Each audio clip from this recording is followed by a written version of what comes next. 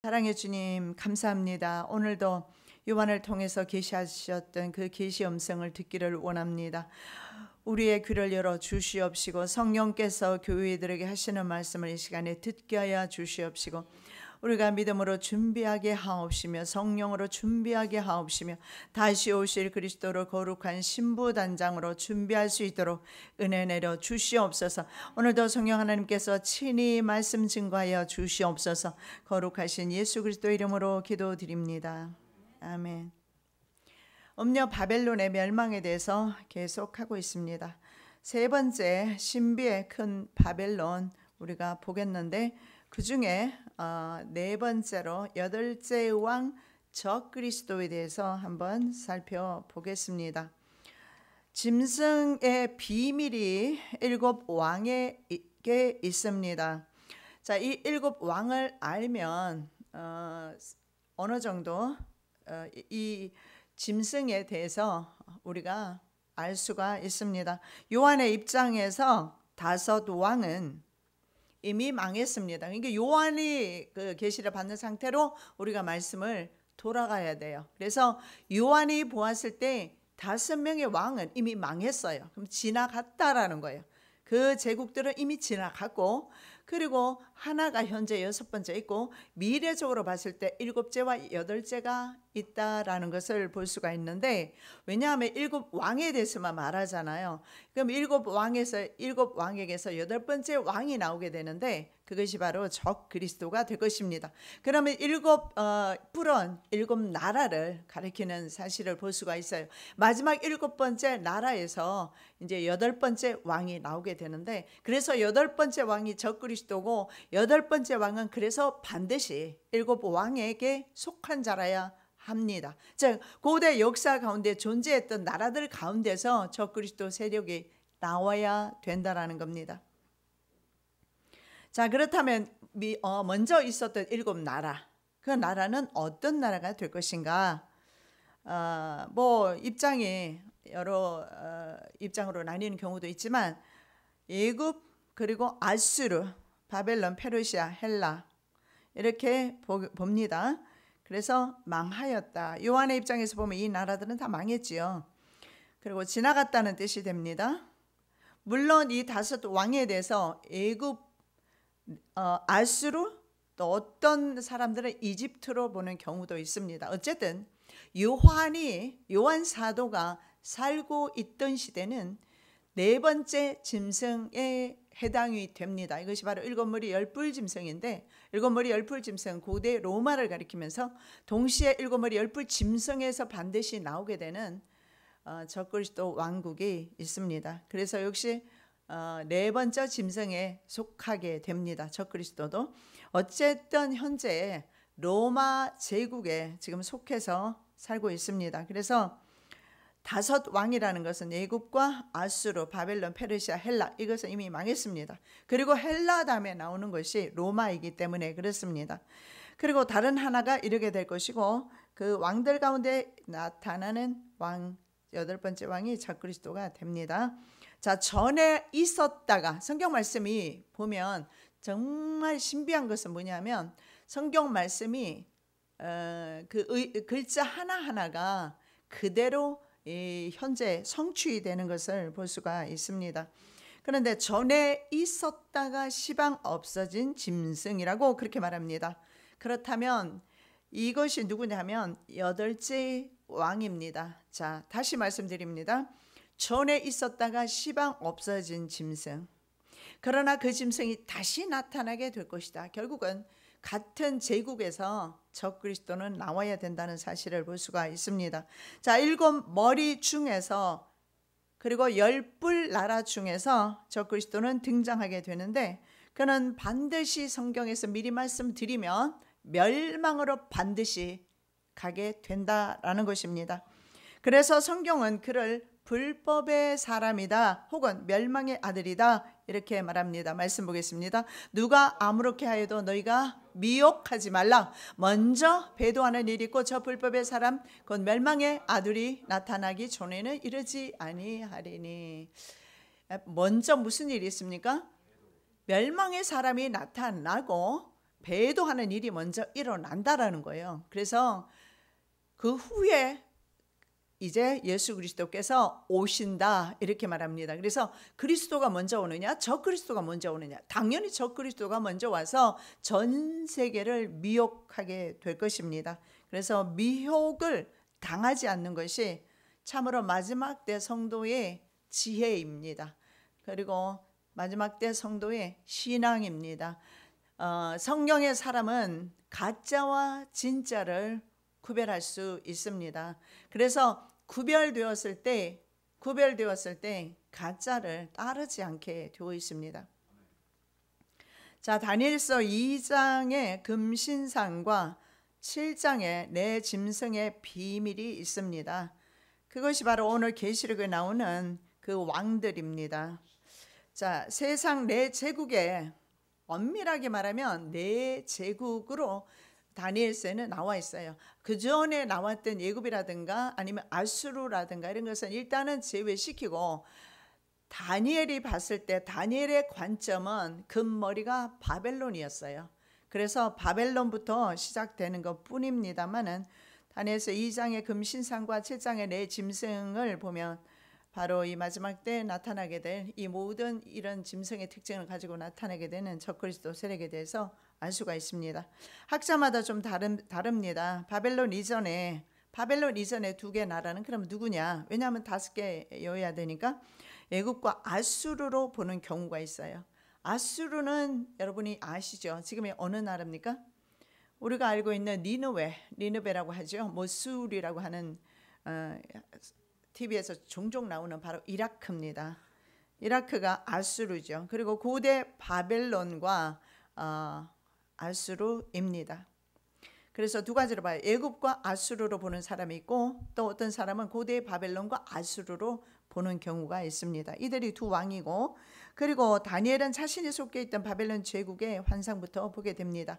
그래서 다니엘의 입장에서 보면 두 왕이 이미 지나갔어요. 두 왕이 지나갔고, 애굽과 아수르라면 애굽과 아수르는 지나갔어요. 아니면 고대 바벨론과 아수르라면 고대 바벨론과 아수르도 이미 지나갔어요. 왜냐하면 이렇게 다니엘이 바벨론이 형성이 되었을 때 사실은 바벨론이 두 개 나라로 나눠져요. 신바벨론이라고 그러고, 그래서 구바벨론, 신바벨론 이렇게 나뉘어집니다. 어떤 나라가 형성이 되면, 예를 들어 페르시아가 나타났어요. 그러면 갑자기 있잖아요. 이 나라, 그 전에 있었던 고메 나라가 바로 페르시아가 나타났을 때 그 전에 사자의 나라 바벨론이 어느 날 딱 망해버리는 것이 아니라 잔존 세력은 그대로 남아있는 겁니다. 자, 그래서 이들이 두 왕으로 보는 경우가 있어요. 그래서 다니엘은 자신이 속해 있던 자신을 중심으로 해서 금머리를 바벨론으로 보았던 것입니다. 그래서 바벨론 제국에 대한 환상부터 먼저 봅니다. 그래서 다니엘의 입장에서 애굽과 아수르로 본다면 이미 그것은 쇠퇴했습니다. 그래서 바벨론에 현재 살고 있는 바벨론 제국을 금머리 사자로 보는 것입니다. 그래서 금신상은 바로 바벨론부터 시작되는 것을 보게 됩니다. 다니엘서 강의에서 사실은 다 했던 건데, 그래도 우리가 좀 이해를 도두기 위해서 한번 살펴보면, 자, 금신상 이것은 느부갓네살이 환상 가운데 본 것입니다. 2장에 금으로 된 머리가 있죠. 그리고 은으로 된 팔과 가슴, 그 다음에 동으로 된 배와 넓적다리, 철로 된 종아리, 그리고 철과 진흙으로 된 발가락이 있습니다. 10발가락입니다. 그리고 그 다음에 7장에 나오는 네 제국이 나타나는데, 특징은 독수리 날개 달린 사자입니다. 사자는 사자인데 두 개의 큰 독수리 날개가 있죠. 그리고 새 갈빗대를 물고 있습니다. 이 새 갈빗대, 독수리 날개 달린 사자가 바벨론이고, 독수리는 굉장히 신속하게 그 당시에 중동 지역 전체를 아주 신속하고 빠르게 점령했던 느부갓네살의 정복을 상징합니다. 사실은요, 사자 자체도 굉장히 빠른데 독수리 날개를 달고 있기 때문에 날아가면서 점령했다는 사실을 볼 수가 있습니다. 그리고 그 다음에 곰의 나라가 되는데, 이 곰의 나라, 이 곰은 바로 은으로 표현되는 나라이면서 새 갈빗대를 물고 있는데 이집트, 리비아, 바벨론을 점령하게 됩니다. 그래서 새 갈빗대를 곰이 물고 있는 모습으로 나타나고 있고, 그 다음에 표범이 나타나는데 헬라지요. 헬라인데 이 표범은 4개의 새의 날개가 있어요. 새의 날개, 새의 날개 4개를 달고 있는데, 이것도 역시 날개 4개로 4개 나라로 나중에 헬라가 나뉘어지는 것을 의미합니다. 그리고 네 번째가 7머리 열불 짐승. 그리고 7머리 열불 짐승에서 반드시 나와야 되죠. 7머리 열불 짐승은 고대 로마 제국입니다. 그렇다면 반드시 마지막에도 로마 제국에 속해 있는 오늘날의 유럽연합에서 적그리스도가 반드시 나온다라는 것을 볼 수가 있어요. 왜냐하면 성경은 이렇게 말합니다. 7에 속한 자로서 8번째 왕이다. 계시록 17장에서는 그렇게 말씀하고 있기 때문입니다. 자, 상징하는 제국은 방금 말씀드렸던 것처럼 바벨론, 금, 그리고 사자, 바벨론, 은, 곰, 페르시아, 그리고 동, 표범, 헬라, 오늘날 그리스입니다. 그리고 철은 7머리 열불 짐승, 고대 로마. 그리고 철과 이제는 진흙으로 섞여 있어요. 고대 로마 나라가 동로마까지 합치면 27개국, 서로마만 계산한다면 현재 10개입니다. 그래서 10발가락 시대 10개 나라로 보는 곳입니다. 그런데 철과 진흙이 섞여 있다는 것은 강대 국가와 약소 국가, 그리스는 상당히 강력했던 헬라 제국이었어요. 그러나 지금은 디폴트로 갈 수밖에 없는 채무 국가로서 전락이 되어서 국제금융그룹에 제재, 그들의 돈을 빌려서 그들에게 돈 빌린 그 돈에 대한 이자를 갚고 있는, 그래서 계속해서 전 세계 국가들은 시간이 흐르면 흐를수록 계속해서 이런 국제금융그룹의 채무는 날이 갈수록 늘어갈 수밖에 없는 그런 상태입니다. 그래서 전 세계 국가는 저절로 자멸하게 될 것입니다. 왜냐하면 돈에 이미 다 노예가 될 수밖에 없는 상황입니다. 채무자는 채권자에게 옛날에 자식도 빼앗겼던 걸 아시기 바랍니다. 심지어 자기 자신의 몸도 팔려갔어야 했습니다. 돈이란 게 그렇게 무서운데 저들의 전략은 돈으로 전 세계 사람들을 사는 것입니다. 그래서 오늘날 사람들이 아침부터 저녁까지 일을 하는 겁니다. 돈에 팔려서 그래요. 하나님의 종이, 하나님의 자녀들이 하나님께 영광 돌리는 시간, 하나님께 예배하고 하나님께 기도하고 하나님의 말씀 묵상하고 하나님의 뜻대로 생육하고 번성하고 나라를 다스리고 땅을 다스리고 정복하고 하나님의 자녀답게 권세 있고 능력 있게 사는 것을 포기하는 대신에 바로 세상을 쫓습니다. 돈을 쫓습니다. 물질을 쫓습니다. 그래서 주인이 바뀐 것입니다. 그것이 누가 원하는 것입니까? 바로 사탄이 원하는 것입니다. 그래서 사탄은 이 물질 세계를 조종하면서 돈 있는 사람을 통해서 돈 있는 사람에게 권력까지 주어서 그렇게 해서 전 세계 가난한 사람들을 전부 가난하게 만들고 빚의 노예로 만들어서 통제하기를 원합니다. 그것이 아마 신세계 정부가 될 것입니다. 자, 우리 조금 이 나라들에서 잠깐 살펴보고 넘어가도록 하겠습니다. 중요한 것이기 때문에. 자, 바벨론이라는 나라는 금, 그리고 사자, 독수리 날개 달린 사자인데, 그런데 다니엘이 환상을 보는데 독수리의 날개가 뽑혀요. 독수리의 날개가 뽑힌다는 것은 바벨론이 멸망당한다는 겁니다. 언제 멸망하느냐? BC 539년에 두 날개가 뽑히는 것입니다. 얼마나 정확하게 표현하고 있습니까? 꼭 망한다고 적어놔야 망한 줄 알겠습니까? 성경에 두 날개가 뽑힌다, 뽑혔습니다. 하나님께서 뽑힌다고 말씀하셨으면 뽑힌 거예요. 바벨론은 이미 뽑혔어요. 원인이 뭡니까? 원인이 어디에 나옵니까? 성경에 잘 나와 있어요. 다니엘서 5장에 보면 메네메네 데겔 우바라신, 하나님의 저울에 달아봤더니 달려서 부족함이 배었다. 벨사살 왕 때 그날 밤에 하루도 지나가지 않았어요. 벽에 메네메네 데겔 우바르신, 내가 저울에 달아봤더니 부족함이 배었다. 그래서 내가 너희 나라를 메대와 바사에게 준 바 되었다. 그 다음에 일어나는 나라가 메대와 바사, 바사가 바로 페르시아, 페르시아 오늘날의 말이 이란입니다. 페르시아 종족이에요, 이란은. 그래서 이들은 시아파 종주국이 이란입니다. 그래서 페르시아 민족과 아랍 민족으로 나뉘어 있는 것을 봅니다. 시아파와 수니파. 메네 데겔 우바라신. 하나님은 지금도 전 세계 국가를 저울질하고 계세요. 역사의 주인은 하나님이십니다. 아무리 절대 권력을 쥐었던 사람도 지금 살아있는 사람 없어요. 전 세계적으로 가장 많은 영토를 점령했던 알렉산더 대제 죽은 지도 이미 오래전입니다. 지금 신세계 정부가 전 세계 통제를 위해서 정부 구상을 끝냈고 정부로 이미 이제는 그 세력을 떨친다 하더라도 여러분 아십니까? 가장 짧은 기간입니다. 역사 가운데 가장 짧은 기간이에요. 3년 반입니다. 그들의 통치하는 기간은 3년 반입니다. 대신에 전 세계를 통치하게 될 것입니다. 지금까지는 전 세계를 통치한 왕은 없었어요. 그러나 이제는 경제를 통해서 이 돈이라는 것을 통해서 전 세계를 완벽하게 통치하게 될 것이고, 그리고 그때는 말입니다. 하나님께서 한 때와 두 때와 반 때를 이 적그리스도에게 준 시간이기 때문에 적그리스도는 이때 전 세계를 통제하게 될 것입니다. 예레미야 51장 38절에서 39절의 말씀에 보면 이런 말씀이 있는데 정확하게 표현하고 있어요. 바벨론이 어떻게 망했느냐. 잔치하다가 망했다. 그렇게 나와 있어요. 연회를 베풀고 취했다. 그런데 취해서 영영이 잠들어서 깨어나지 못했다. 왜냐하면 그날 연회를 베풀었는데 그날 밤에 페르시아가 고레스 왕이 쳐들어왔어요. 그래서 성경에 고레스는 내 목자라고 그렇게 표현한 겁니다. 왜냐하면 역사에 하나님께서 한 분기점을 만들 때마다 하나님께서는 이방 왕들까지도 하나님이 사용하십니다. 자, 그 다음에 나타나는 나라가 바로 페르시아입니다. 은과 곰으로 표현하고 있어요. 이 페르시아는요, 다니엘서 8장에 보면 다니엘서 8장에도 나오는데 수양으로 나오죠.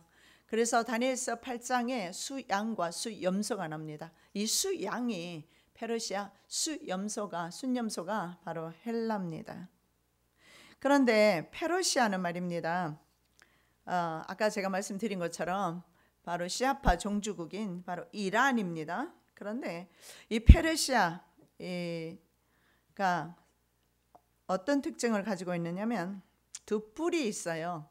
8장에. 그리고 그 전에 우리가 좀 전에 살펴봤는 것처럼 새 갈빗대를 물고 있는 고무를 표현했어요. 그래서 리비아하고 그리고 바벨론, 또 어떤 나라입니까? 이집트 이미 점령을 했거든요. 그런데 8장에 넘어가면 수양으로 나오는데 뿔이 2개 달린 수양이에요. 그런데 한 개는 길고 하나는 짧습니다. 긴 것이 바로 바사, 페르시아입니다. 그리고 짧은 것이 메데는 다리오가 통치했고, 그리고 다리오의 사위가 바로 고레스입니다. 고레스가 메데를 합병하게 돼요. 그래서 한 개의 뿔이 짧아요. 그리고 한 개는 길어요. 그런데 양의 뿔이 길어봤자지 얼마나 가겠어요? 네, 세상 제국은 그렇습니다. 다니엘서 10장 20절에도 보면 이런 말씀이 있어요. 내가 돌아가서 바사군과 싸우겠다. 이렇게 나와 있어요. 거기 말씀에 내가 바사군과 싸우겠다. 여러분 성경에는 바사로 나와 있는데 바사가 사실은 페르시아를 펄시아라고 그래요. 영어는 펄시아라고 그래요. 우리가 또 페르시아라고 또 이렇게 부르기도 하는데 펄시아라고 하는데 내가 바사를 신방하겠다는 겁니다. 바사군과 내가 싸우겠다. 누가? 하나님께서 싸우시겠다는 거예요. 무슨 말입니까? 바사군을 멸망시키겠다. 내가 나간 후에는 헬라군이 이럴 것이다. 예. 그 다음에 나타난 나라가 헬라 그리스입니다. 이 그리스가 바로 동이면서 동시에 동나라이면서 동시에 표범으로 나타나는 나라입니다. 왜냐하면 표범은 가장 신속하게 다른 동물을 잡아먹는 것으로 압니다. 아주 빠른 동물이죠.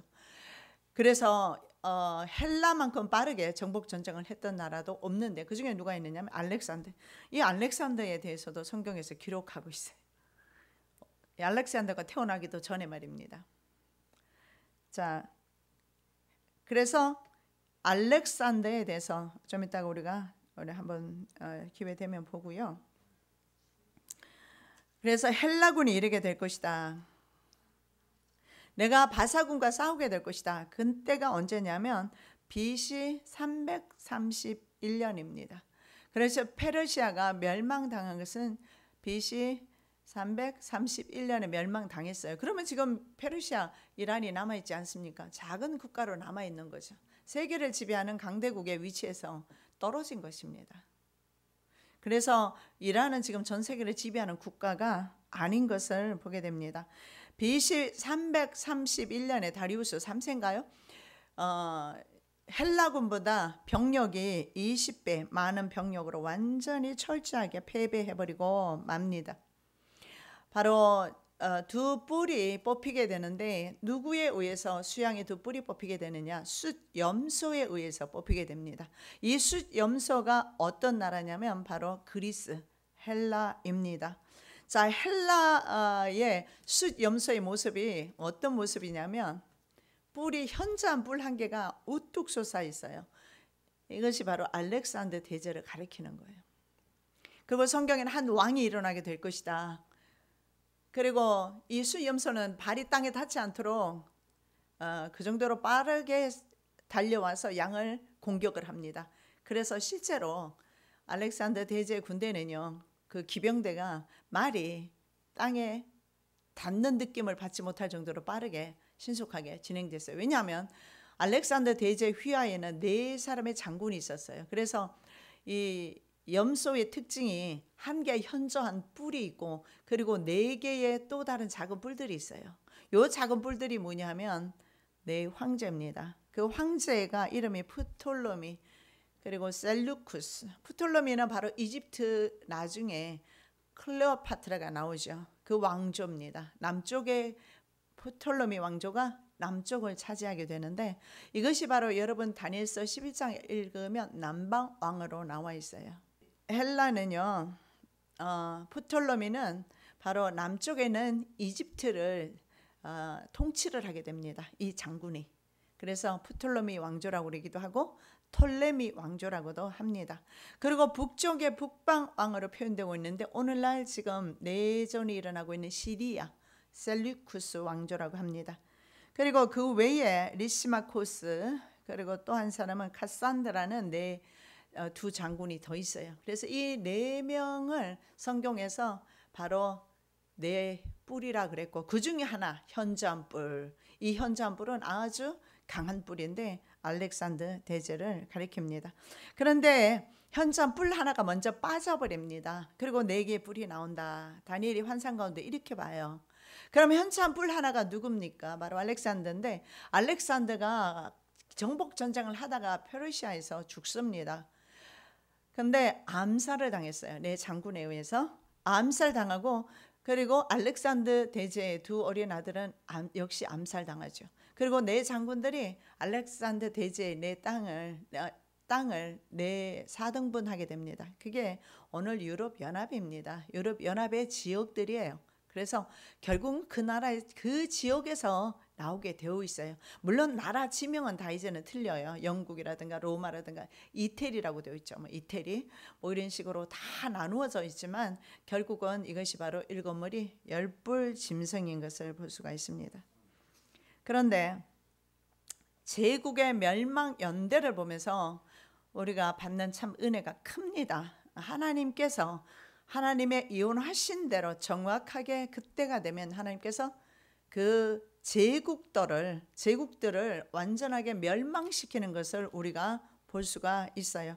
그래서 이 세상 제국에 대해서 우리가 위압감을 느낄 이유는 전혀 없다고 저는 생각이 됩니다. 왜냐하면 세상 역사는 하나님께서 주도적으로 이끌어 가시기 때문에 그렇습니다. 자, 이 정도로 설명하면 이제 이해가 좀 많이 되지요? 넘어가고요. 자, 요한 사도는 다니엘이 언급한 마지막 7머리 10뿔 가진 짐승 제국을 로마로 인정합니다. 그래서 이렇게 말하죠. 요한 시대에 봤을 때 로마 제국을 하나는 아직 있다. 5은 지나갔고 현재 하나가 있다. 다섯은 아까 제가 말씀드린 대로 이 세 나라와 그리고 애굽과 아수르 이런 것이 다섯은 지나갔다. 그런데 이렇게 말하죠. 로마 제국이 나중에 476년에 두 개로 나눕니다. 그래서 금신상에서 보면 어떻습니까? 종아리 부분이 돼요. 종아리 부분은 어떻게 돼요? 여기까지는 몸이 하나로 지금 되어 있어요. 여기 두 개 된 사람 있어요? 없죠? 하나님의 법칙을 떠나서 하나님의 명령을 떠나서 세상은요 마음대로 분열할 수도 없고 망할 수도 없고 흥할 수도 없습니다. 성경은 분명히 말합니다. 종아리 부분에 대해서 말씀을 합니다. 그 나라가 바로 일곱 머리 열불 짐승이에요. 그런데 일곱 머리 열불 짐승은 두 개로 나누어지게 되는 것을 말해요. 왜냐하면 이미 종아리 부분은 두 개로 나뉘어지고 있어요. BC 476년에 동서로마가 나뉘어지는데 동서로마가 잠깐 지속되다가 나중에는 없어지게 됩니다. 그래서 성경은 이렇게 말하고 있어요. 우리가 본문 아까 본 말씀에서 지금 계속하고 있는 겁니다. 이르게 되면 네 번째 짐승이 잠깐 동안 계속하리라 이렇게 말씀하고 있어요. 이것이 바로 일곱째 왕입니다. 잠깐 동안 계속할 것이다. 나누어져서요. 나누어지기 전에 거의 한 700년 역사를 가지고 있어요. 로마는. 그러나 나누어집니다. 나누어지지만 잠깐 동안 나누어져 있지만 결국은 이것도 나중에 비잔틴 제국이란 이런 제국들에 의해서 정복당하게 되는 것을 봅니다. 자, 일곱 왕들, 고대 로마 제국 안에서 또 다른 왕이 나타나는데 그렇다면 일곱 왕들 가운데서 나오는 일곱 나라, 일곱 뿔은 일곱 개 나라입니다. 일곱 개 나라에서 한 왕이 나와요. 그 왕을 여덟 번째 왕이라고 하는데 일곱과 동일해요. 여덟째 왕이라고 따로 볼 것은 없다는 거죠. 왜냐하면 일곱에 속한 자로서 여덟 번째 왕이기 때문에. 그래서 과거에 바로 일곱에 속한 왕들이 어떻게 폭정을 했는가, 로마의 왕들이나 이런 강대 국가들이 어떻게 적대 세력으로서 기독교인들을 말살했는가 보면 바로 여덟째 왕이나 일곱째 왕이나 사실은 그건 중요하지 않아요. 똑같습니다. 그래서 여덟 번째 왕이 첫 그리스도가 되는데 요한 사도는 마지막 일곱 머리 열불 짐승은 위에 세 제국이 어딥니까? 바벨론, 페르시아, 헬라의 모든 특징을 가지고 나타난다. 계시록 13장에서 똑같은, 그러니까 과거에 없어졌던 제국인데 그 제국이 다시 뭡니까? 이거 환생한 듯이 다시 나타나요.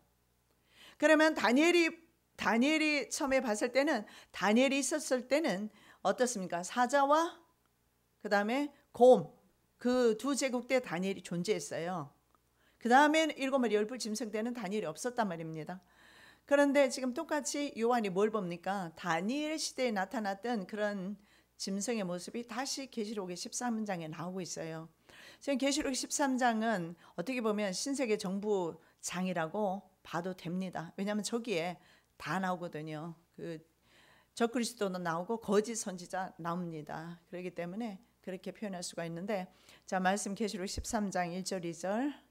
내가 보니 바다에 산 짐승이 나오는데 뿔이 열이요 머리가 일곱이라. 그 뿔에는 열 면류관이 있고 그 머리들에는 참남대 이름들이 있더라. 내가 본 짐승은 표범과 비슷하고 그 발은 곰의 발 같고 그 입은 사자의 입 같은데 용이 자기의 능력과 보좌와 큰 권세를 그에게 주었더라. 자, 여기에서 요한이 환상을 보는데 다니엘은 옛날에 그 독립한 개체로서 봤어요.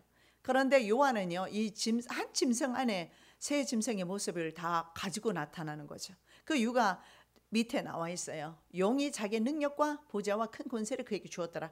그래서 아마 지구상에서 나타나게 되는 가장 강력한 군대와 가장 강력한 권세와 보좌를 차지하게 될 것입니다.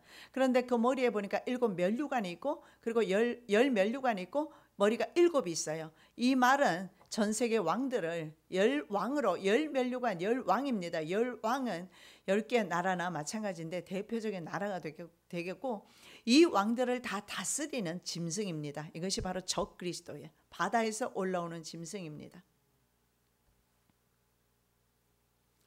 한 짐승 안에 표범과 곰 그리고 사자의 모습이 있고 심지어 용에게 권세, 능력 다 받습니다. 그래서 세계적인 정치 리더로서 마지막에는 이 정치 리더가 말입니다, 바티칸을 멸망시키게 될 것입니다.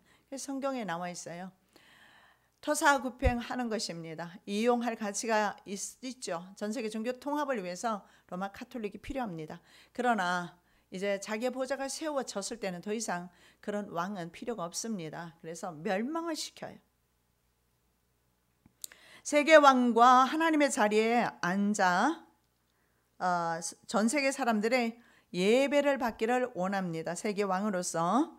자, 에스겔 28장 2절 인자여 너는 두로 왕에게 이르기를 주 여호와의 말씀에 내 마음이 교만하여 말하기를 나는 신이라 내가 하나님의 자리 곧 바다 중심에 앉았다 하도다. 네 마음이 하나님의 마음 같은 채 할지라도 너는 사람이요 신이 아니오늘. 이 바로 적그리스도를 상징하는 내용입니다. 왜냐하면 두로라는 나라는 섬에 있어서 무역을 통해서 엄청난 부를 축적했던 나라입니다. 그런데 저 두로 그 지역은 어떤 나라도 침략을 할 수가 없었어요. 왜냐하면 섬 가운데 있었기 때문에. 그래서 알렉산더 대제가 거의 모든 나라들을 3시간에 초토화시키면서 정복을 다 했어요. 근데 저 두로는 되지 않았어요. 그래서 나중에 두로에 바닷길을 내기를 시작합니다. 그래서 7개월 만에 이제 점령을 하고, 그리고 나서 너무 화가 나서 그 왕을 마차에 죽을 때까지 그렇게 질질 끌고 다녔다고 합니다. 그래서 두로가 굉장히 교만했어요. 그래서 두로 왕을 적그리스도의 표본으로 보기도 합니다. 그래서 두로 왕이 이렇게 말해요. 나는 신이다. 성경은 분명히 말합니다. 왕은 우리 주님밖에 계시지 않는다. 비록 초림에 있을 때는 어린 양으로 와서 찢기고 피 흘리고 피투성이가 되셨지만 다시 오실 예수 그리스도는 철장 권세 가지고 심판하러 다시 오십니다. 왕과 열불은 짐승과 연합된 세계 국가들로서 아직 나라를 얻지 못했다 이렇게 말하고 있어요. 때가 되면 그 모습을 드러내게 될 것입니다. 아직은 나라를 얻지 못했다. 그렇다면 어때요? 시간이 지나면 나라를 얻게 될 것입니다. 13절 자기가 한 뜻을 가지고 자기의 능력과 권세를 짐승에게 주더라. 그렇다면 때가 되면 전 세계 모든 정치 리더들은 정치 지도자들은 바로 한 사람에게 모든 정치 권력을 이양한다는 사실을 볼 수가 있습니다. 자기의 능력과 권세를 짐승에게 줍니다. 대개는 유럽연합으로 봅니다. 그래서 적그리스도는 재생된 유럽연합. 오늘날 재생된 유럽, 그러니까 과거의 로마 영토가 굉장히 넓었지 않습니까? 동로마까지 합친다면 27개 국가도 될 것입니다. 엄청나게 넓은 영토를 자랑을 했습니다. 거기에는 이슬람 세력도 포함이 됩니다. 중동 세력, 페르시아, 아마 그 지역을 다 통치했어요. 물론 이스라엘도 마찬가지입니다. 그래서 분명한 것은 적그리스도가 한국에서 나오고 아시아 쪽에서는 나오지는 않는다는 거예요. 적어도 유럽에서 나와야 된다라는 거죠. 왜냐하면 요한과 다니엘은 네 번째 일곱 머리 짐승이 고대 로마이면서 다시 나타나게 될 적그리스도 세력이라고 성경에 그렇게 말씀을 하고 있기 때문에 그렇습니다. 그리고 종아리가 철로 되어 있어요. 근데 종아리에서 밑으로 발로 내려가면 철과 진흙으로 되어 있죠. 고대 로마는 철을 사실은 무기로 사용했어요. 그리고 후에 종아리처럼 두 개의 국가로 나뉘고, 그리고 과거 로마 영토는 현재 유럽연합의 국가들로 이루어져 있습니다. 다니엘서 7장 33절 그 종아리는 철이요 그 발에 얼마는 철이요 얼마는 진흙이었나이다. 약한 국가와 강대 국가가 나누어져 있는데 실제로 유럽연합을 서유럽연합을 앞에서 끌고 가는 나라가 영국과 그리고 영국과 독일과 프랑스입니다. 그래서 이것이 바로 어쩌면 계시록 13장에 나오는 어떤 신학자들은 그렇게 봅니다. 곰의 발로 되어 있잖아요. 곰발바닥. 그것을 독일로 보는 경우도 있어요. 그리고 영국, 그것은 바로 사자입니다. 영국의 인장이 실제로 사자 인장을 쓰고 있어요. 그렇게 이렇게 해석이 되기도 합니다. 그런데 영국이 탈퇴하고 그러면 숫자가 똑같지 않은가? 여러분, 너무 숫자에 매이고 너무 상징에 매이다가는 때로는 본질을 놓칠 수가 있습니다. 우리는 보면 됩니다. 분명한 것은 성경에서 열불은 열왕이라고 했습니다. 그럼 이 열왕이라는 것은 10개 정확한 10개 나라가 될 수도 있고, 아니면 적그리스도에게 연합하는 세계의 모든 정치 지도자들이 될 수도 있습니다. 그러나 우리는 성경이 어떻게 지금 성취되고 있는지 눈으로 목도하고 있는 것은 사실입니다. 그럼에도 불구하고 아직도 우리는 시간이 많이 있다 생각한다면 여러분 회개하셔야 합니다. 우리는 이미 그들의 세력을 보고 있어요. 눈으로 보고 있어요. 그리고 여러분 아시잖아요. 이들 국가들, 성경에서 나오는 열왕들은 힘 없어요. 열왕들이 무슨 힘이 있습니까?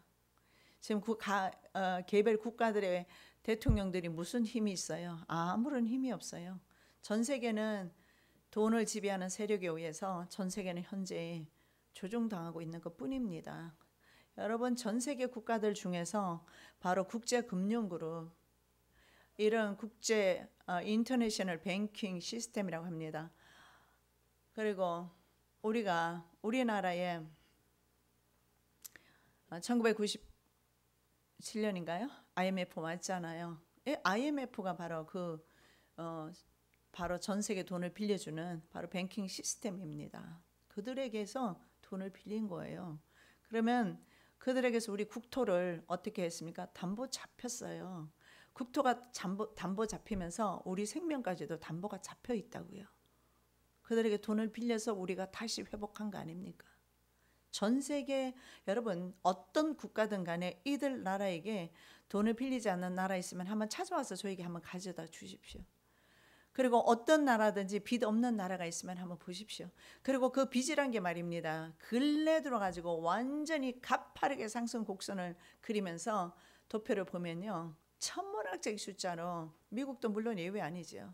엄청난 천문학적 숫자로 빚이 늘어나 있어요. 그래서 전 세계 모든 나라는 빚지지 않는 나라는 하나도 없어요. 채권자는 금융 시스템, 바로 돈을 가지고 있는 사람들이에요. 그들은 모습을 드러내지 않고 뒤에서 조종하고 있는 것뿐인데 지금은 거의 다 모습 드러냈잖아요.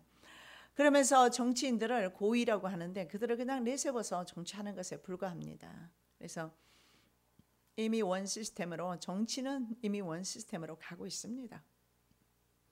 경제도 그래서 원 시스템으로 갑니다.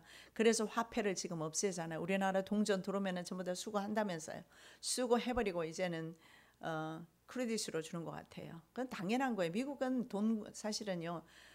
웬만한 미국에서는 돈 보기 사실은 힘들어요. 캐시 안 가지고 다녀요. 거의 대부분은 크레딧이나 아니면 체크 카드를 사용을 하거나 그렇게 합니다. 캐나다도 마찬가지일 거예요. 그죠? 캐나다는요 지금 제일 빠르게 사실은 이 전 세계 단일 신세계 단일 정부의 주도적인 역할을 하는 곳이 캐나다예요. 그래서 캐나다가 그렇게 될 수밖에 없는 것이, 캐나다는요 굉장히 복지시설 이런 시설이 잘 돼 있어요. 웬만하면 제가 가서 지난번에 한번 강의 갔다가 제가 들었는데 웬만한 것은 수술까지도 국가에서 부담해주고 다 의료비를 국가에서 대주고, 그래서 국가를 굉장히 신뢰하고 있어요. 그래서 캐나다는 사실은 이 단일 세계 정부의 선두에 서 있어요. 리드하고 있습니다. 자, 14절입니다. 14절에 어린 양과 싸우는 짐승이 나와요. 14절. 저희가 어린 양으로 더불어 싸우려니와 어린 양은 만주의 주시요 만왕의 왕이심으로 저희를 이기실 터이요 또 그와 함께 있는 자들고 부르심을 입고 빼내심을 얻고 진실한 자들은 이기리로다. 자, 여기서 이렇게 말합니다. 이 원수마귀가, 그리고 세상 권력이, 원수 마귀가 이들에게 아까 용이 권세 주었다고 했잖아요. 용이 바로 8째 왕에게 권세를 주었지 않습니까? 그래서 이들은 누구와 싸우느냐? 하나님과 싸울 거예요. 그럼 표적은 당연히 누가 되겠습니까? 성도들이 되겠죠. 그런데 성도들은 그들의 밥이 될 것인데 중요한 것은 뭐라고 말합니까? 진실한 자들은 이기리라. 성경에 여러분 진리는요 예수님으로 표현되어 있어요. 내가 곧 길이요 진리요.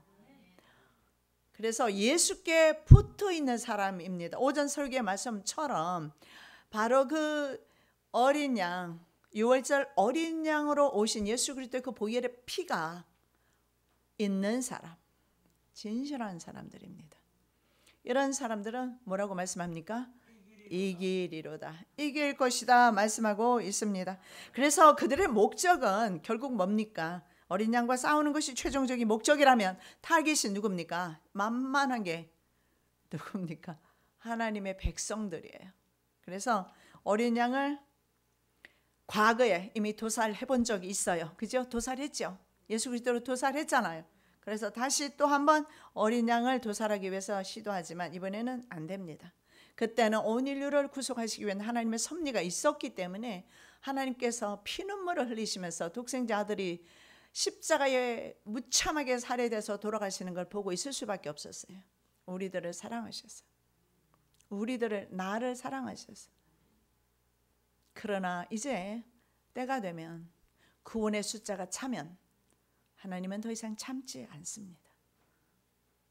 양날 가진 검 가지고 세상 오셔서 세상을 판결하실 겁니다.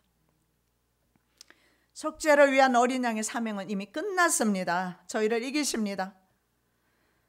사탄에게 목숨을 내주어야 했지만 이제는 더 이상 사탄에게 목숨을 내줄 이유가 없습니다. 그래서 성경은 이렇게 말합니다. 철장 권세 가지고 만왕의 왕으로 오신다. 시편 2편 8절에서 9절.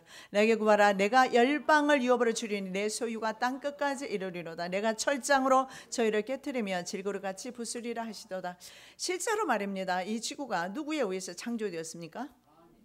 그러면 하나님의 것이면 하나님이 왕이 되는 거 마땅하지 않습니까? 다시 한번 묻습니다. 여러분은 누구의 창조물입니까? 그럼 누구의 것입니까? 자기 것이에요? 자기 몸이라고? 나는 주의 것입니다. 그럼 내가 주의 것이면 내게 속한 것은 누구의 것입니까? 그것도 주의 것이네. 왜 그렇게 돈 욕심을 냅니까? 돈 많이 가져서 뭐하게? 헌금하시게? 예. 목적이 그것이라면 돈 많이 버십시오. 그런데 대부분의 목적이 자기 배 채우려고 돈 버는 거 아닙니까? 나 주님 나 죽도록 아침부터 늦게까지 일합니다. 나 이거 주님 앞에 다 드리고 싶어요. 그렇게 해서 돈 버는 사람 별로 없을 겁니다. 여러분 내게 있는 모든 것은 다 누구의 것이냐? 주의 것입니다. 주님의 것을 도적질하려고 하지 마세요. 10분의 1만 내면 된다 그런 생각도 가지지 마시고 내 생명 자체가 누구의 것입니까? 하나님의 것인데 내가 나의 왕이 되어서 되겠습니까? 내가 내 물질의 왕이 되어서 되겠습니까? 내가 내 자녀의 왕이 되어서 되겠습니까? 그 어떤 것도 내가 왕 되어서는 안 되는 거예요. 그래서 여러분의 발걸음을 물어보고 좀 다니세요. 하나님이 가라면 가고 오라면 오고 요거 내 발걸음이라고 내 마음대로 걷다가는요 다리 있잖아요. 접쳐지는 경우가 있어요. 때로는 하나님께서 우리 앞에 우리를 사랑하셔서 돌을 둘 때가 있다고요. 그 돌에 걸려 넘어지면 아파 죽는다고도 난리를 치지요. 원망도 하고 주님은 어디 계시나요? 그래가면서 그 전에 먼저 주님 앞에 순종의 길을 걸어가시기 바랍니다. 성경에 보면 너희가 이 길을 지나가지 아니하였으므로 내가 먼저 이 광야를 먼저 가겠다. 그걸 그렇게 말씀하셔요. 바로 그분이 불기둥과 구름 기둥으로 이스라엘을 인도하셨어요. 달려가지 마시고 주님이 먼저 앞서가시도록. 나는 조금만 지체해도 괜찮아요. 응답이 빠르지 않다고 해서 막 우리가 안간힘을 쓸 이유가 없는 것 같습니다. 때가 되면 주께서 하시겠죠. 모든 일에 그런 것 같아. 사실은 잘 안 돼요, 그죠? 우선 내 눈에 딱 보면은 우리의 성질에는 어때? 이거 빨리 이거 막 해결해버리면 좋겠어요. 그리고 발 뻗고 편하게 누워 잤으면 좋겠어요. 근데 주님은 어떻게 합니까? 너희들 발 뻗고 편하게 누워 자지 말라는 거예요. 그러면 세상 길로 가고 육체의 길로 가니까 좀 발도 못 뻗고 좀 힘들고 어려울 때 천부의 의지 없어서 하고 오거든요.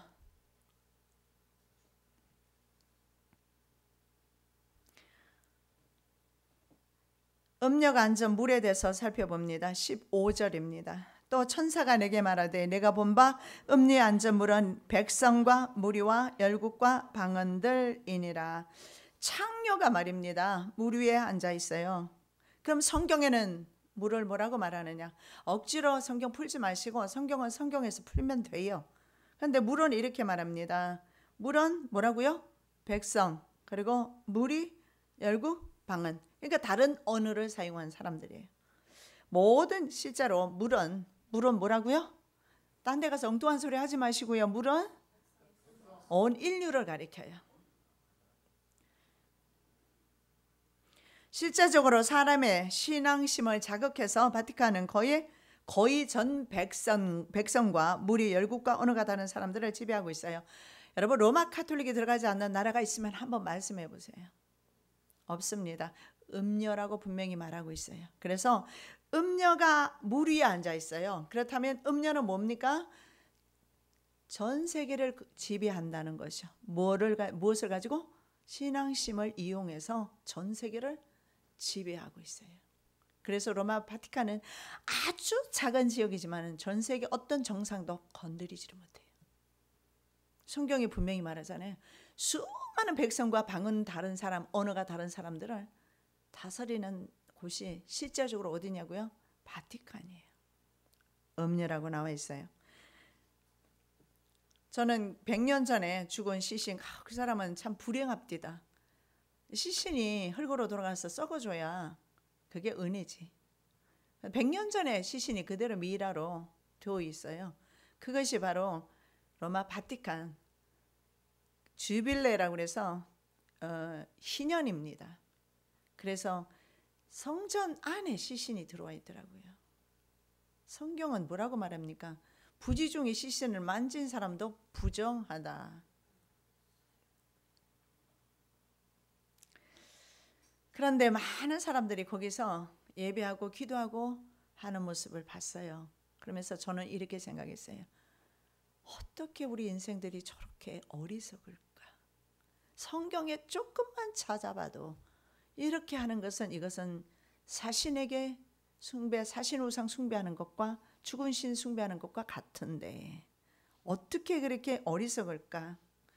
그리고 더 이상한 것이 뭔지 아십니까? 하나님께서 정말 우리가 읽을 수 있는 언어로 기록을 해 놓으셨어요.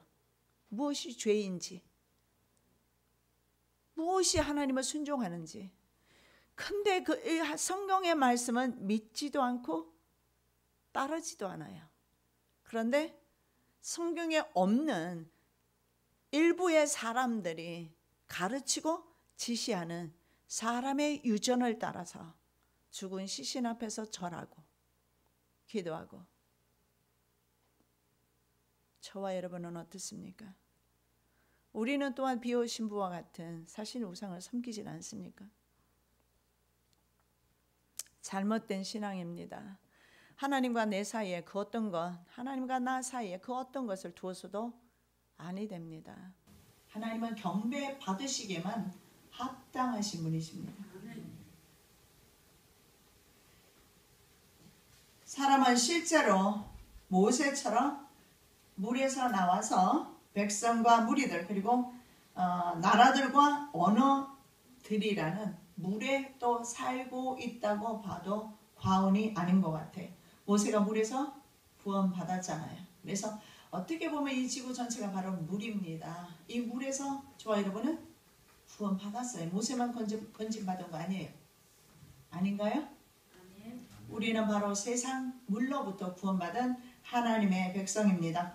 로마 카톨릭 체제는 그래서 전 인류 위에 군림하고 있습니다. 그럼에도 불구하고 하나님께서 저와 여러분을 바로 이 물 가운데서 선별하셨음을 감사하시기를 예수님의 이름으로 축원합니다. 아멘. 사랑의 예수님 감사합니다. 오늘도 하나님께서 저희들에게 시대를 요한을 통해서 다니엘을 통해서 주신 말씀으로 우리가 교훈받으며 이 시대를 깨닫게 해주심을 감사합니다. 영적 잠에서 깨어나게 도와주시옵시고 시대를 분별하게 도와주시고 예수 안에서 이 시대를 진실함으로 이기게 하여 주시옵시며 천국 입성하는 그 순간까지 오직 믿음의 길 걸어가게 도와주시옵시고 아버지 하나님 저 그리스도는 왕입니다. 세상 권력 영으로부터 받은 권력 온 세계 지도자로부터 받은 권력 그 권력을 가지고 우리에게 나옵니다. 그럼에도 불구하고 우리 하나님은 만왕의 왕으로 저들을 징계하러 오십니다. 심판하러 오십니다. 이제는 어느 편에 설 것인가 양당간에 결정해야 될 때입니다. 우리는 끝까지 주님 편에 서기를 원합니다. 여호와 편에 서기를 원합니다. 저희들의 생명을 보존하여 주시옵소서. 거룩하신 예수 그리스도 이름으로 기도드립니다. 아멘.